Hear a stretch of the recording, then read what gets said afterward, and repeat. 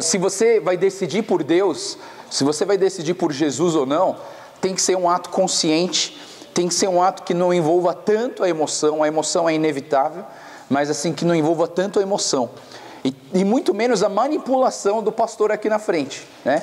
Porque eu já vi, uma vez eu levei um pastor numa viagem missionária, e eu levei o meu pai e os amigos do meu pai que nunca tinham ido numa igreja. E na verdade foi uma viagem missionária muito legal, que a gente chamou de Fishing Mission Trip, né? Era uma viagem missionária de pescaria. Eu levei cinco amigos do meu pai, e a gente foi pescar no Rio Negro, pegar uns tucunarés grandes. E aí lá a gente levou um pastor para fazer essa parte do evangelismo. E ele chegou assim para os caras, os amigos do meu pai, e ele falou assim: existe um lugar chamado inferno, que lá é quente, tipo o Amazonas assim, só que é um pouco pior, e você vai queimar lá o resto da sua eternidade, mas no céu é muito legal, tem ruas de ouro, né? Lá você ter uma casa com vista para o trono de Deus, né? Uma piscina de nuvens que você vai poder nadar todos os dias, é fresquinho, né? Não vai ter tristeza, só alegria. Para onde você quer ir? Né? Tipo, é muita apelação, cara, é muita manipulação, né? Eu não acredito nisso. Eu acredito que Deus vai tocar no seu coração, alguma coisa que eu falar aqui. Às vezes, quando Deus fala com você, é assim, presta atenção. Às vezes o pastor está falando aqui na frente, você fala assim: quem falou para ele sobre a minha vida? Alguém falou. Minha mãe ligou para esse pastor antes e falou tudo na minha vida, por isso que ele está acertando tudo lá na frente. Não, se eu acertar alguma coisa da sua vida aqui, algum problema, alguma preocupação sua, alguma dificuldade que você está passando, não é eu, Deus está falando com você.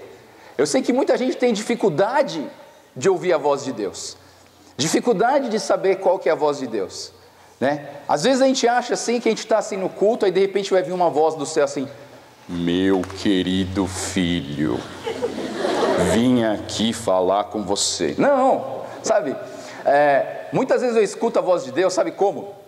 Às vezes eu estou andando assim, eu penso em fazer alguma coisa errada, sabe? Quando eu era pequeno eu gostava de roubar chiclete no supermercado, né? E a minha mãe me dava uma bronca gigantesca, né?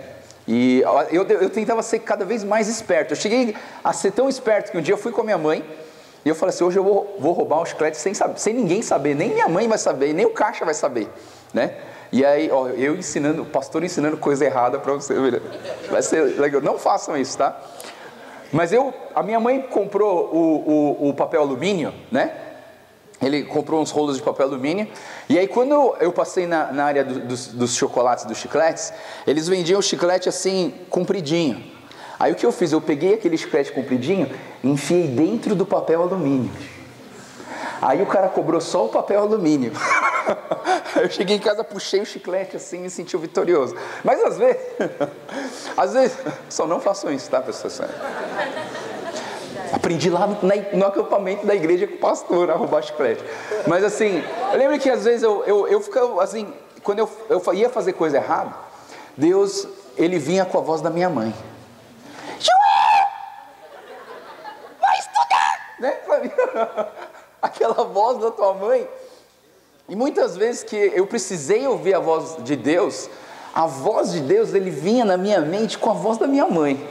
Era muito engraçado. Eu falei: puxa, mas minha mãe não está aqui, minha mãe não sabe o que eu estou passando, mas eu escutava a voz de Deus, parecia que era a voz da minha mãe falando comigo.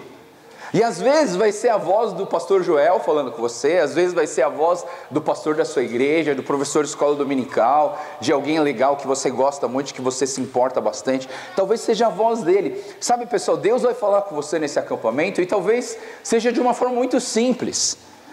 Deus quer falar com você. Tem duas questões nesse momento, né? Eu não escuto a Deus porque Ele não fala, ou eu não escuto a Deus porque eu não ouço. São duas coisas diferentes. E talvez eu não escuto a Deus porque Ele também não está falando nada.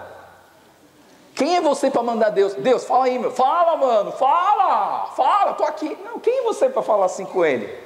E se Ele não quiser falar nada? Ele não vai falar. Talvez por algum outro motivo você está aqui nesse acampamento. Mas Deus, eu tenho certeza que Deus quer falar com você. né? Eu tenho certeza que Ele tem algo, uma mensagem para você. Mas assim, não depende só de mim, depende dEle. E eu queria que vocês escutassem um pouco da voz de Deus. Essa pergunta que eu fiz para mim durante muitos anos era essa: por que eu preciso de Deus, né? Por que eu preciso de Deus na minha vida? Cara, eu consigo andar, eu consigo falar, eu consigo comer, eu tenho comida em casa, eu tenho roupa, eu não estou doente. Então, tipo, para que eu preciso de Deus? Sabe, às vezes a gente lembra de Deus, sabe quando que a gente lembra de Deus? Aliás, de vez em quando, né? Quando a gente está doente, a gente lembra de Deus, mas às vezes, o primeiro momento a gente não lembra de Deus, mas depois a gente lembra de Deus. Vou falar para você um momento, né? Não sei se você já passou por isso na sua casa. Você está andando descalço lá no seu quarto, aí de repente assim, você está andando e você chuta com o dedinho do pé, o pé da cama. Sabe quando você vai com vontade assim? A primeira palavra que sai da sua boca não é Deus, é vai! Né? Você fala o palavrão, mas depois começa a doer, você fala, ai meu Deus! Aí você lembra de Deus, né? Então a primeira não é Deus, mas a segunda geralmente é. E sabe que eu falei para vocês que eu fui missionário no Amazonas, né? E sabe quando eu mais me sentia missionário? Eu me sentia muito missionário a hora que eu estava tratando o dente das pessoas, né? Sabe, a pessoa está sentada na cadeira, vai ter que arrancar um dente, que o dente está podre, aí eu venho com uma injeção desse tamanho assim. Aí a pessoa fala assim, ai meu Deus, ai meu Deus, ai meu... É para isso que eu vim, senhora. É para isso que eu vim. Para você ficar mais perto de Deus, né? Aliás, eu vou dar duas. Aí ela, ai meu Deus, ai meu Deus, ai meu Deus, né? Então assim, sabe, quando que você precisa de Deus? Quando que na sua vida você precisa de Deus? Será que você precisa mesmo dele? Será que, sabe, você precisa deixar ele sentar na cadeira da sua vida? Será que você precisa deixar ele tomar o controle da sua vida? Será que para tudo que você faz, você precisa perguntar para ele se pode ou se não pode, se deve ou se não deve? Sabe, por que eu preciso de Deus? Sabe, eu fiz essa pergunta para mim várias vezes.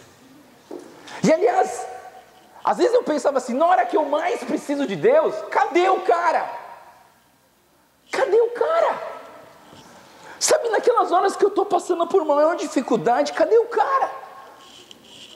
Então eu queria contar um pouquinho da minha história para vocês, né? Minha história não é longa, mas começa lá no meu avô. O meu avô, ele era um japonês do Japão e... não é um pleonasmo, tá? Japonês do Japão, porque eu sou um japonês do Brasil, então pode ser um japonês do Japão. Ele era um japonês lá no Japão, estudante de odontologia, casado e filho de uma família muito rica. E aí missionários americanos chegaram no Japão e começaram a falar de Jesus. Era um avivamento muito grande que teve nos Estados Unidos e eles mandaram missionários para o Oriente, né? Então entrou muitos missionários na Coreia, muitos missionários do Japão. E lá no Japão, meu avô entendeu quem era Jesus. Ele viu a necessidade de ele ter Jesus. A resposta, porque eu preciso de Deus na minha vida, foi respondida para o meu avô. E o meu avô, então, ele recebeu um chamado de Deus para vir para o Brasil para fazer missões aqui. E resumindo a história, ele veio aqui para o Brasil, ele desceu aqui para São Paulo. Uma outra hora eu posso contar essa história completa, que ela é muito legal, tem muito a ver comigo. Mas ele desceu aqui para São Paulo, e aqui em São Paulo ele veio para pregar o Evangelho. E ele encontrou com outros japoneses que estavam aqui, e que se converteram para o Senhor Jesus. E nessa conversão, ele começou uma igreja. Talvez você conheça essa igreja. O nome dessa igreja é a Igreja Metodista Livre de São Paulo. A Igreja Metodista Livre foi a denominação. Meu avô foi um dos fundadores dessa igreja. E aqui ele fundou essa igreja, ele teve 9 filhos, e eu sou o neto do 5º filho. E aí tem gente que fala assim que nasceu na igreja, né? Eu não, eu nasci no hospital. Mas assim, eu vou na igreja desde que eu era bem pequeno. Quando eu era pequeno, eu fui consagrado lá, o pastor orou por mim quando era a primeira vez que eu fui na igreja e tal. E eu fui na igreja, sempre fui na igreja. Aliás, no final de semana era muito chato, porque... Sabe, chega domingo, a gente quer passear, a gente quer brincar, a gente quer fazer alguma coisa, a gente quer dormir na casa do nosso amigo, do nosso primo, sei lá, para aproveitar o final de semana, que a gente ficou a semana inteira estudando e a gente quer aproveitar o domingo. Só que todo domingo de manhã eu tinha que ir num tal de escola dominical. Cara, eu já tenho escola de segunda a sexta, para que eu tenho que ir na escola no domingo? E no sábado tinha escola de japonês, né? Então eu tinha escola de segunda a sexta, escola de japonês no sábado, escola dominical no domingo. Pô, fala sério, chega de escola um pouquinho, né? E eu lembro que eu ia na escola dominical e eu tinha que ir. Às vezes eu saía sábado com meus amigos, eu falava, vou dormir na casa do meu amigo. Meu pai falou, não pode. Por quê? Porque amanhã tem que ir na igreja. Ah, falou, tá bom, então vou mudar essa história. Meus amigos dormem na minha casa e eu levo eles para a igreja. Aí eles começou a mudar e ficou mais legal.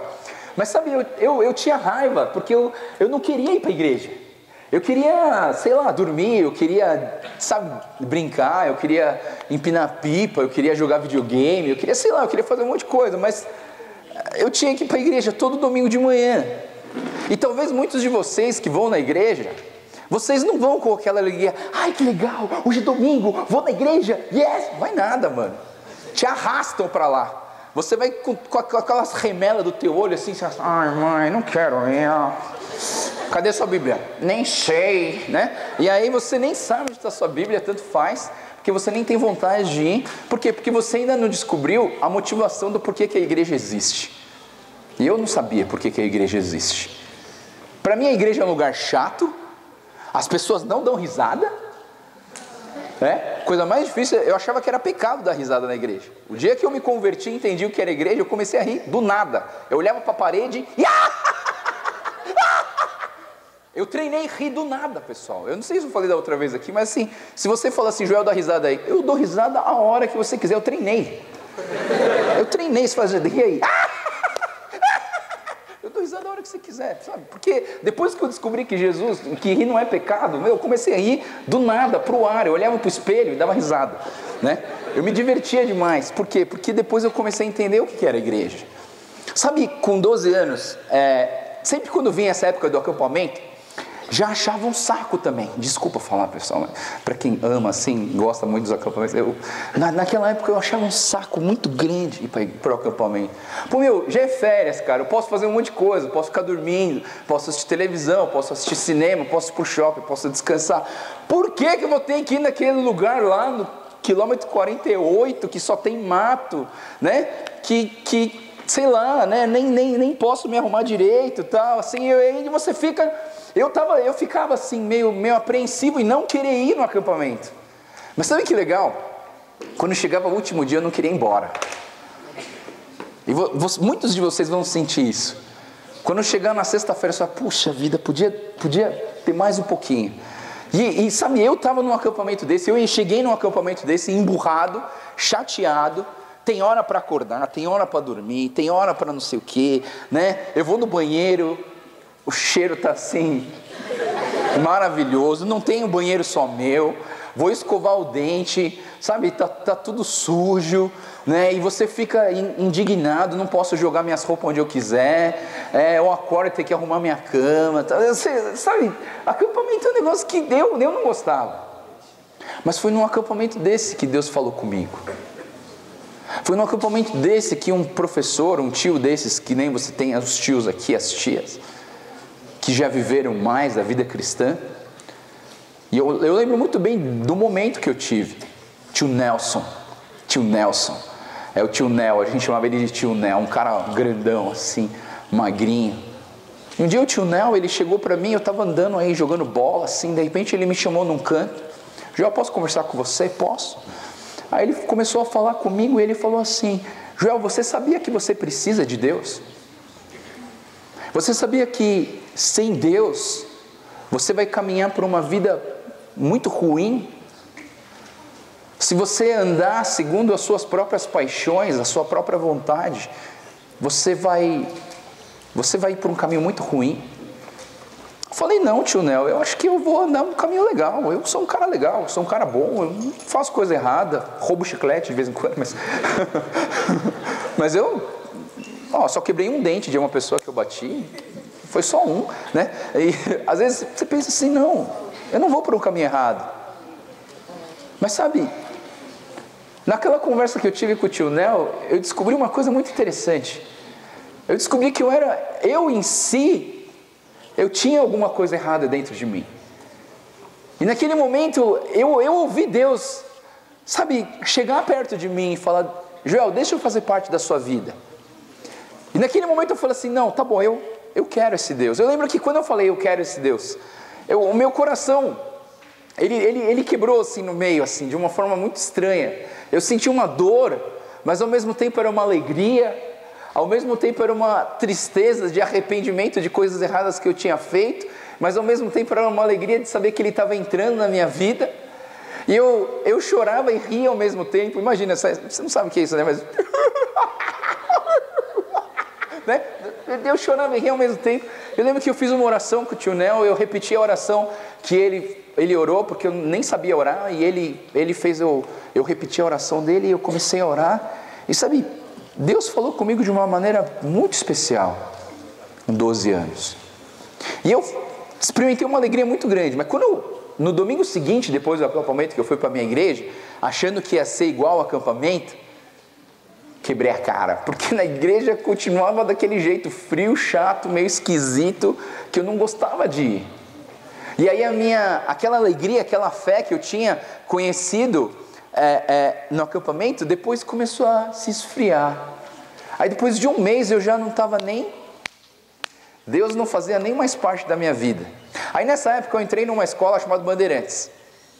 Quando eu entrei no Bandeirantes, foi muito legal, porque eu sempre estudei em escola bem pequenininha. Dentro da minha escola eu era o único japonês, todo mundo zoava comigo, né? Aí japonês, tal, não sei o que, todo mundo abre o olho, né? Você sempre tem alguém que fala: abre o olho, japonês. Vontade de não, né? Mas assim, abre o olho, japonês. E eu ficava meio chateado, porque só tinha eu de japonês lá. Eu me sentia meio esquisito, eu me sentia meio excluído. Eu sentia que as pessoas faziam diferença comigo, porque eu era japonês, né? E eu ficava meio deslocado às vezes, por isso, né? E quando eu entrei no Bandeirantes foi legal, porque lá todo mundo tinha olho puxado. A minoria tinha olho gordo, olho gordo, né? Na verdade a diferença entre o japonês, o oriental e o ocidental é esse osso aqui, chama osso zigomático. Porque o osso zigomático ele é muito proeminente, então o nosso olho acaba ficando mais esticadinho, né? Nosso rasgadinho, né?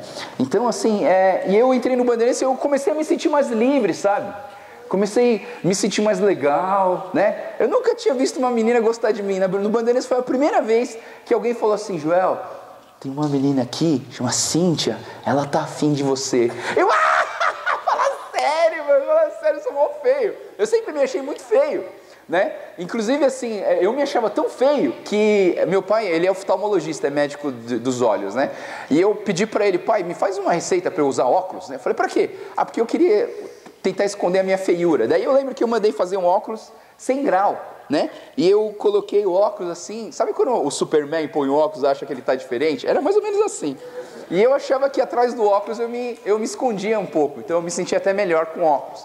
E eu achei estranho, e a menina começou a gostar de mim. Eu comecei a comprar umas roupinhas mais legal, tal. Na época tinha umas marcas tipo Fórum, Siberian, Zump. Eu comecei a comprar essas roupas, comecei a ficar mais popular. Aí eu descobri, naquela época eu lutava judô, eu não sabia, mas eu era um cara de porte grande, né? E eu não sabia, mas um cara chegou pra mim lá no Bandeirantes e falou assim: Joel, eu gosto de andar com você. Eu falei: por quê? Porque quando eu ando com você, eu me sinto mais seguro. Eu falei: ô louco, mano, fala sério, né? Aí eu descobri que porque eu era grande, algumas pessoas tinham medo de mim, então eles me chamavam para brigar, né? Umas 2 vezes eu fui com um grupo lá pro Objetivo da Paulista para pegar alguém, né? E aí, eu nem sei quem era, os caras só apontavam: Joel, é aquele. Eu falei: e eu faço o quê? Vai lá e soca ele. Daí eu falei: o cara não fez nada, né? Mas assim, eu comecei a ficar meio popular, tal, no Bandeirantes, comecei a ficar animadinho. Aí de repente eu já era um cara assim, bem entrosado na turma, bem aceito, sabe? As pessoas gostavam de ficar perto de mim.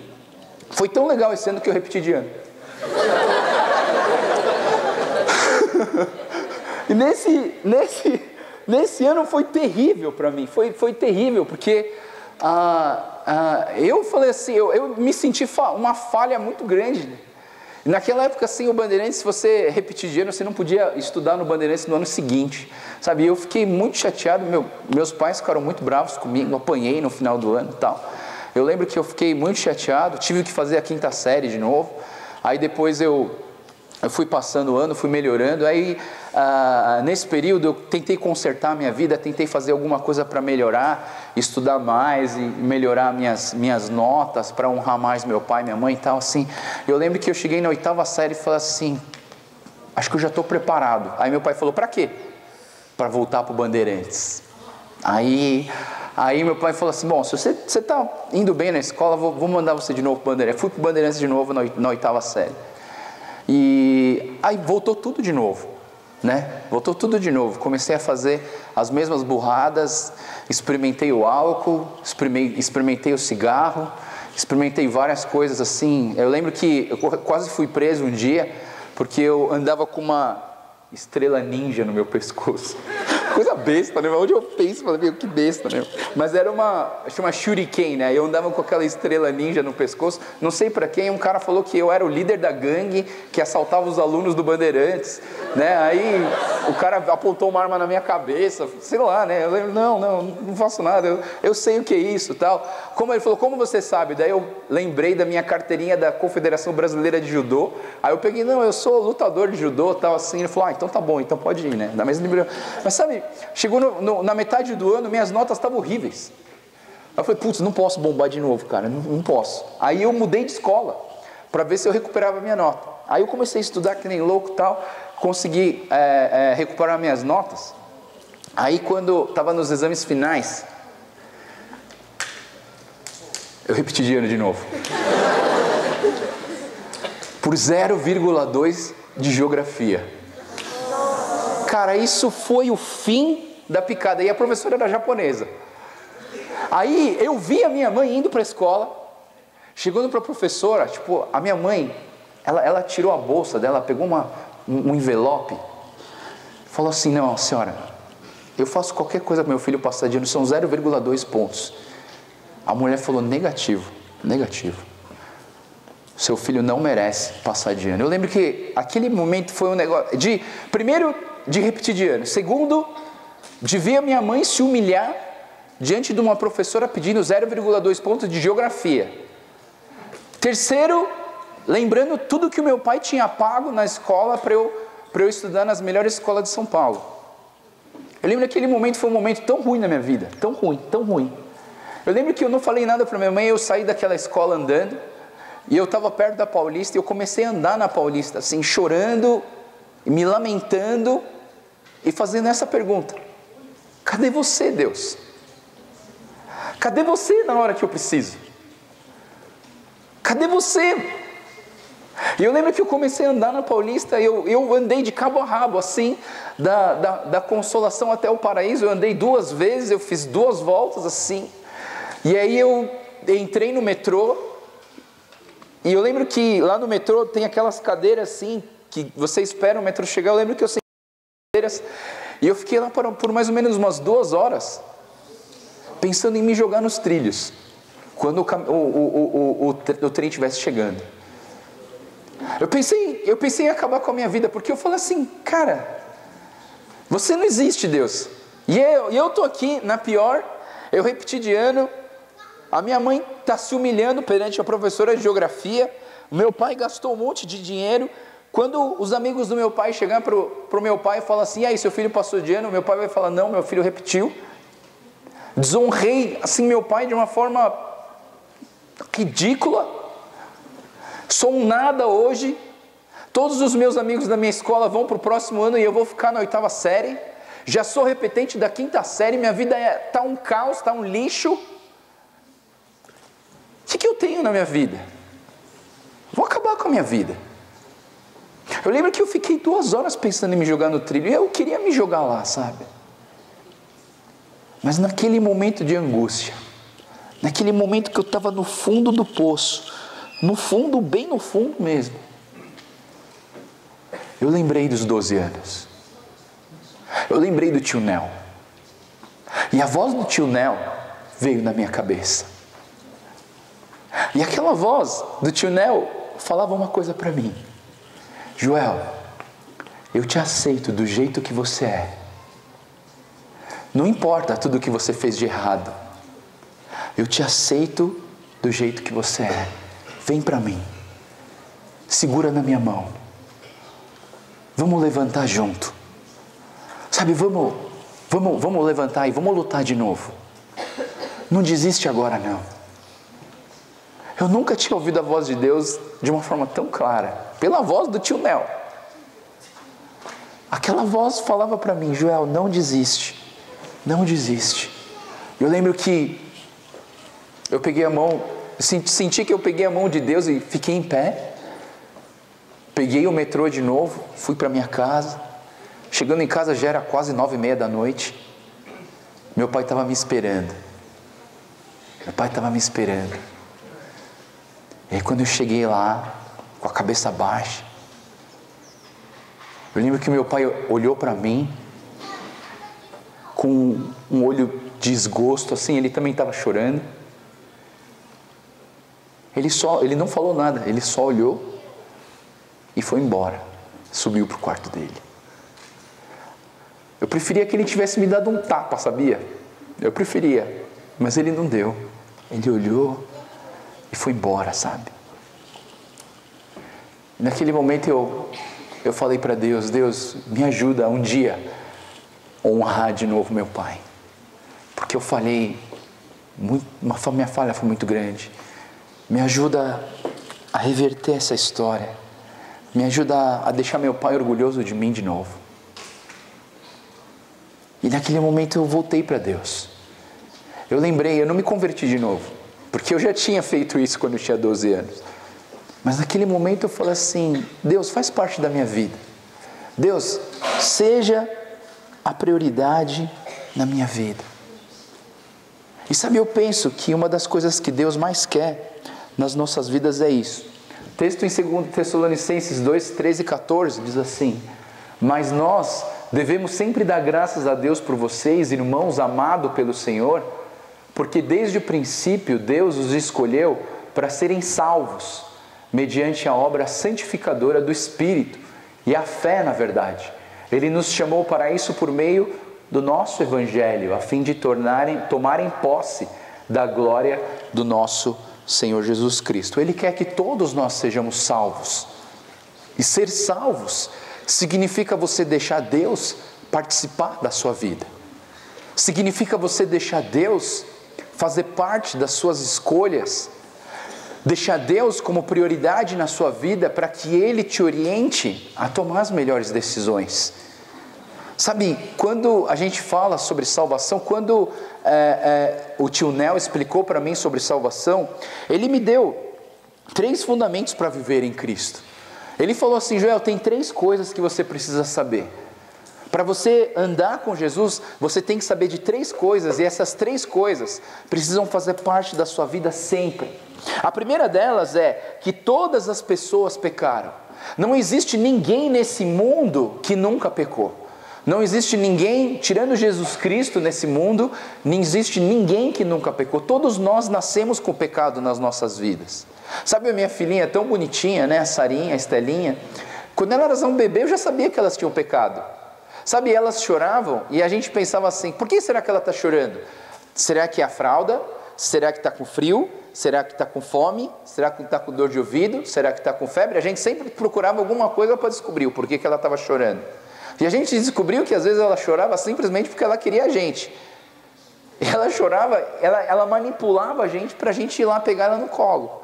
Mas não precisava. E aí a gente já percebeu, puxa, tem pecado. Aí a minha filha fez 2 anos. Quando ela fez 2 anos, a outra era bebê, ainda tinha 4 meses, e as duas estavam na sala. Aí nas brincadeiras, tal, ela deixou cair um vaso no chão e o vaso quebrou. Aí a gente chegou lá e falou, Sarinha, quem fez isso? Foi a Teté. Né? 4 meses, a menina tinha 4 meses, a outra tinha 2 anos. Quem foi? Foi a Teté. Aí eu penso, quem ensinou a minha filha a mentir? Né? Ela nem vai para a escola, quem ensinou ela a mentir? Ninguém tem aula de mentira. Para mentir, você faz uma coisa errada e você põe a culpa do outro. Não, ninguém fala, cara. Mentir é a coisa mais fácil do mundo. Por quê? Porque vem de dentro. Vem de dentro de nós. Sabe, essa é a natureza pecaminosa. Todos experimentaram, todos têm esse pecado na sua vida. Todos têm um pouco de maldade, né? Sabe aquela maldade de dar uma... né? Às vezes a gente percebe isso nas nossas vidas. Todo mundo tem um pouco de maldade. E em Romanos, fala o seguinte, Romanos 3:23, pois todos pecaram, estão destituídos, estão longe da glória de Deus. Primeira coisa que a gente precisa entender para a gente ter Jesus na nossa vida é que todos pecaram, todos têm pecado no coração. Você fala assim, não, mas o pastor lá, ele prega tal, sou tão pecador que nem você, sou tão egoísta que nem você. Todos nós temos pecado. Sabe, eu não quero dar um ar vindo aqui pregar para vocês que eu sou um Superman, né? Eu não sou nada de especial, eu sou tão igual como vocês. Aliás, o que eu tenho é 41 anos e eu já vivi mais tempo com Deus do que vocês. E talvez, por mais experiências que eu tive com Deus, eu possa ajudar em vocês a dar bons conselhos daquilo que eu já passei. Sabe, eu falei isso no outro acampamento, falo isso de novo.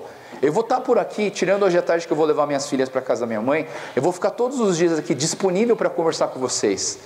E eu não queria que você sentisse assim, o pastor Joel vai chegar, quando ele passar... Não, sabe, eu queria que você pudesse bater papo comigo. Sabe, eu chegar na fila do almoço, da janta, e você falar assim, pastor, posso sentar com você hoje? Claro!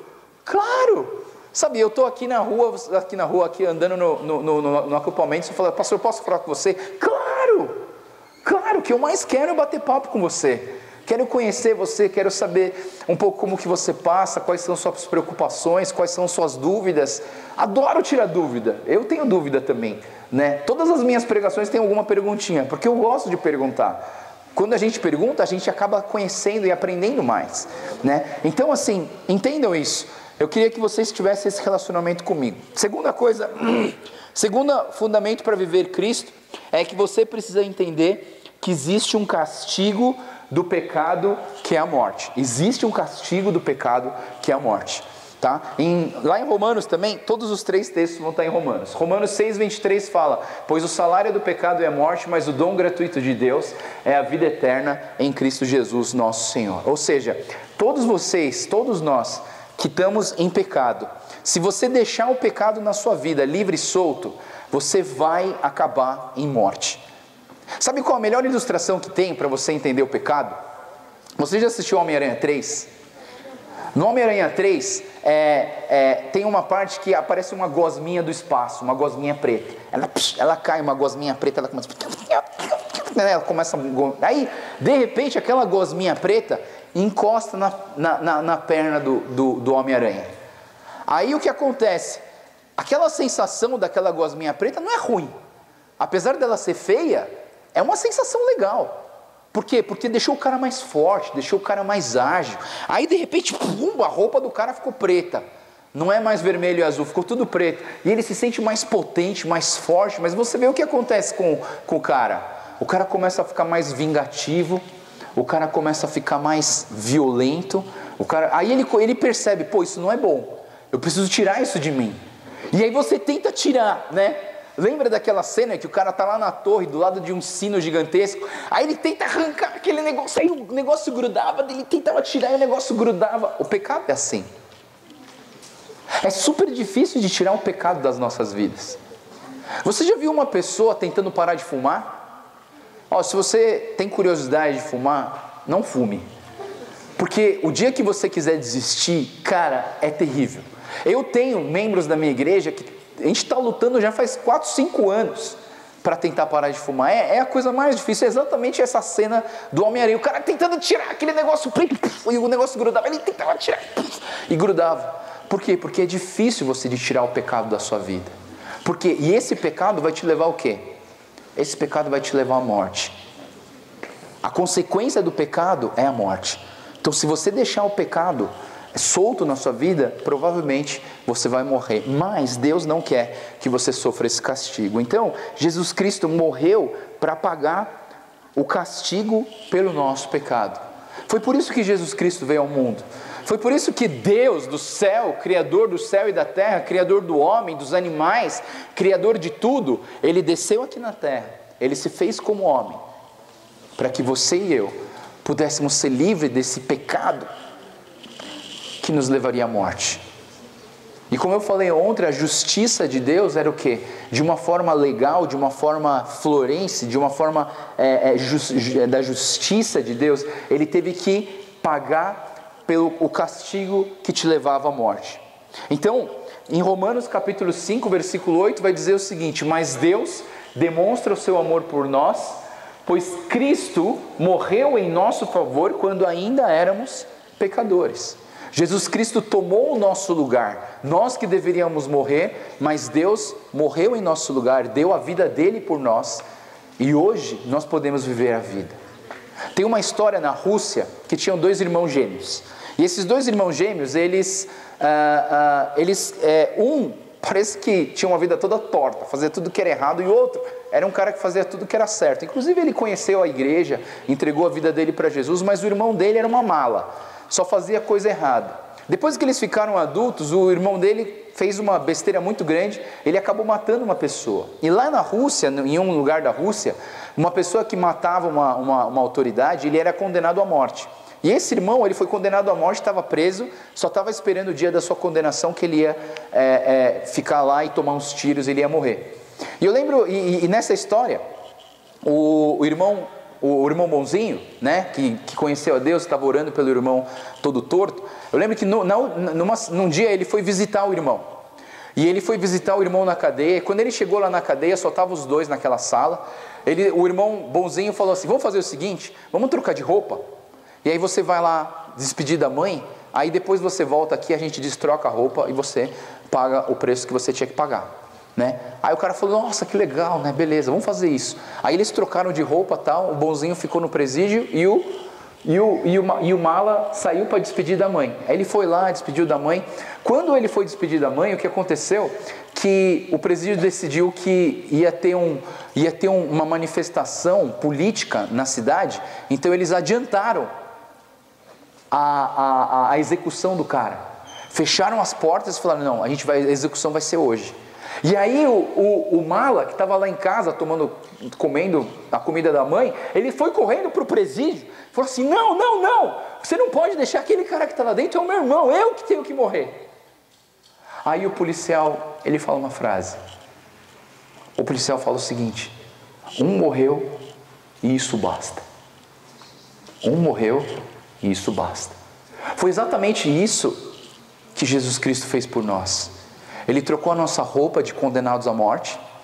Ele ficou lá no presídio. E quando a gente se deu conta de que ele que ia morrer, a gente pensa: não é ele que tem que morrer, eu que tenho que morrer. Mas ele já morreu. Aquele irmão bonzinho já morreu. E é exatamente isso que acontece nas nossas vidas com Jesus. Jesus, ele é o nosso irmão mais velho. Porque Deus fala, Jesus é o Filho de Deus.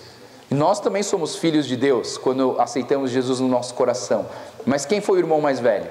Jesus Cristo. Jesus Cristo era o irmão mais velho. E ele morreu numa cruz por nós. Ele morreu por causa dos nossos pecados. Você precisa entender isso, porque é exatamente isso que eu entendi no momento em que eu aceitei Jesus Cristo no meu coração com 12 anos.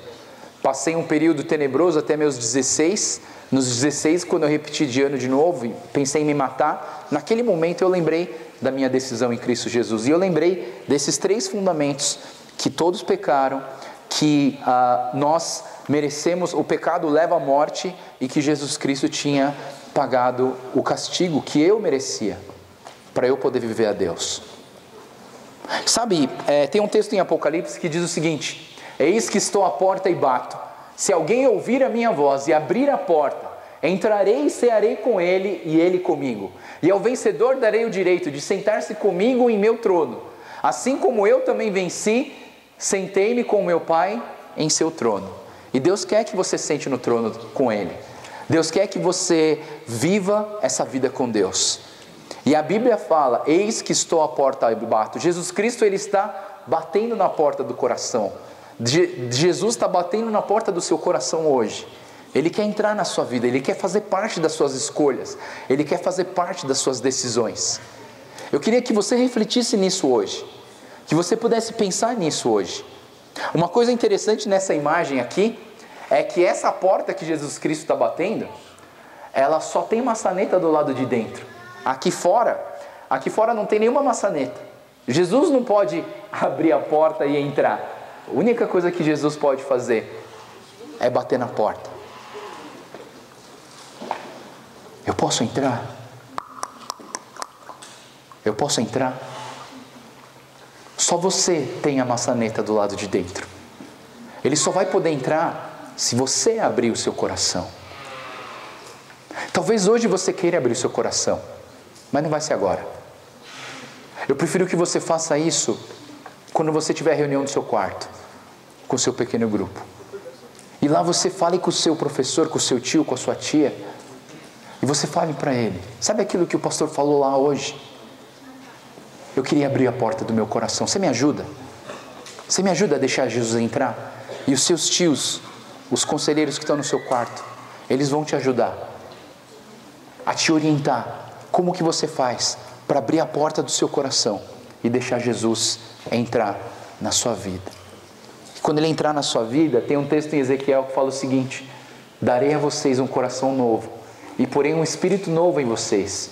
Tirarei de vocês o coração de pedra e darei-lhes coração de carne. Vamos fechar os nossos olhos e vamos orar. Senhor Deus, obrigado, Pai, por essa palavra, obrigado por essa palestra que a gente teve agora. E eu oro, Pai, para que o Senhor toque no coração de cada pessoa aqui. Tem pessoas que vão na igreja, tem pessoas que não vão na igreja, não importa. Porque tem pessoas que têm Deus no coração e tem pessoas que não têm. E eu oro, Senhor, para aquelas pessoas que ainda não conseguiram a resposta: por que eu preciso de Deus? Eu oro, Deus, para que o Senhor venha responder essa pergunta. É uma pergunta que tem no nosso coração. E é uma pergunta que muitos de nós não têm uma resposta. E eu oro, Deus, para que o Teu Espírito Santo que está aqui, o Teu Espírito Santo que quer que todos nós aqui sejamos salvos, eu oro, Deus, para que o Teu Espírito Santo toque no nosso coração. Que o Senhor possa estar falando com cada um de nós. E que nós possamos tomar a primeira decisão e talvez, com certeza, a decisão mais importante das nossas vidas, que é deixar o Senhor entrar nas nossas vidas, é abrir a porta do nosso coração para que o Senhor Jesus entre em nós. Toca no nosso coração, Pai, fala conosco. É o que eu te peço e oro, Deus, por cada um aqui presente, em nome do Senhor Jesus. Amém.